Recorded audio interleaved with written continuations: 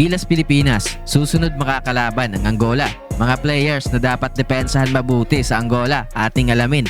Pagsuntok kay Junmar Fajardo ng isang Dominican player, trending sa social media. Pero bago natin pag-usapan yan, ay huwag po natin kalimutan mag-like at subscribe sa ating channel.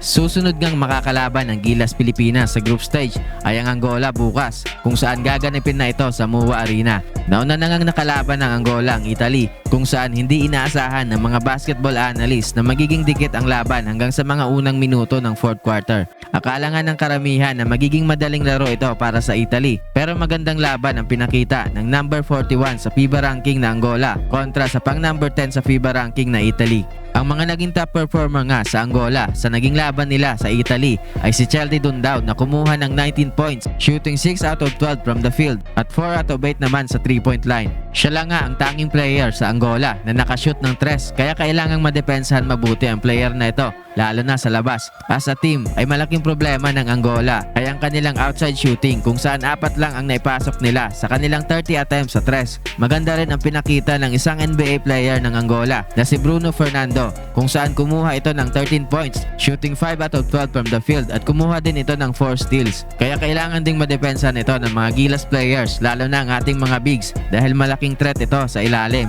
Hindi nga nagkakalayo sa FIBA ranking ang Gilas at ang Angola, at pinakita din ng Angola na kaya nilang makipagsabayan sa mga malalakas na European teams, kaya hindi magiging madali ang game na ito para sa Gilas dahil may laban din talaga itong Angola at mas athletic ang kanilang mga players. Kaya sana ay makabounce back ang Gilas Pilipinas sa pagkatalo nila sa Dominican Republic at limitahan nila ang maging over-aggressive sa depensa, dahil ang mga fouls at free throws nga ang nagdikta ng laro ng Gilas Pilipinas at Dominican Republic kagabi, at makikita naman natin na kayang-kayang manalo ng Gilas. Kaya ating abangan ang magiging pangalawang laban ng Gilas Pilipinas bukas kontra sa isang African team na Angola. Samantala, trending naman ngayon sa social media ang pagsikmura sa ating big man na si Junmar Fajardo ng isang player ng Dominican Republic. Makikita nga natin sa video na napikon kay Junmar Fajardo ang player ng Dominicana sa pagiging pisikal sa kanya ni Junmar, kaya bilang gante ay sinikmuraan ito si Junmar Fajardo at hindi naman ito nakita ng referee. Buti na lang nga ay mabait na player si Junmar at hindi ito nagsimula ng gulo.